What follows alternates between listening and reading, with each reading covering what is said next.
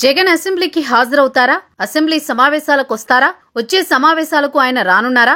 AP political సర్కిల్లో దీనిపైనే చర్చ నడుస్తోంది. కూటమి అధికారంలోకి వచ్చి ఏడాదవుతుంది. కానీ జగన్మోహన్ రెడ్డి 2 సార్లు మాత్రమే అసెంబ్లీకి వచ్చారు. శాసనసభ్యుడిగా ప్రమాణ స్వీకారం చేయడానికి ఒకసారి, బడ్జెట్ సెషన్ కు ఇలా వచ్చి అలా వెళ్లిపోయారు. అయితే ఇప్పుడు ఏపీలో రాజకీయ పరిస్థితులు మారుతున్నాయి. అందుకే జగన్ అసెంబ్లీ సమావేశాలకు హాజరవుతారని తెలుస్తోంది. పక్కా వ్యూహంతో ఆయన అసెంబ్లీలో అడుగు పెట్టబోతున్నట్టు ప్రచారం జరుగుతోంది. జగన్ రెడ్డి అసెంబ్లీ సమావేశాలకు హాజరు కాకపోవడంపై చాలా రకాల విమర్శలొచ్చాయి. అధికార పక్షం కూటమిగా ఉండడం, 164 మంది ఎమ్మెల్యేలుండడంతో ఎదురుదాడి ఉంటుందని భయపడి జగన్ వెనకడుగు వేసినట్టు అనుమానాలున్నాయి. అందుకే ఆయన ప్రతిపక్ష హోదా పేరుతో అసెంబ్లీ సమావేశాలను బాయ్కాట్ చేశారని సగటు రాజకీయాలపై అవగాహన ఉన్న వారికి తెలుసు. జగన్ అసెంబ్లీ సమావేశాలకు హాజరు కావాలని కూడా వైఎస్ఆర్ కాంగ్రెస్ పార్టీ శ్రేణులు కోరుతున్నాయి. అయితే జగన్ ఈ మధ్యన జనాల్లోకి వస్తున్నారు. జనం నీరాజనాలు పలుకుతున్నారు. అయితే అది ఆది నుంచి జగన్ విషయంలో జరిగింది అదే. అయితే కేవలం జనం మధ్య ఉంటే కాదు, అసెంబ్లీకి వెళ్లి సమస్యలపై మాట్లాడాలని ఎక్కువ మంది కోరుతున్నారు. ముఖ్యంగా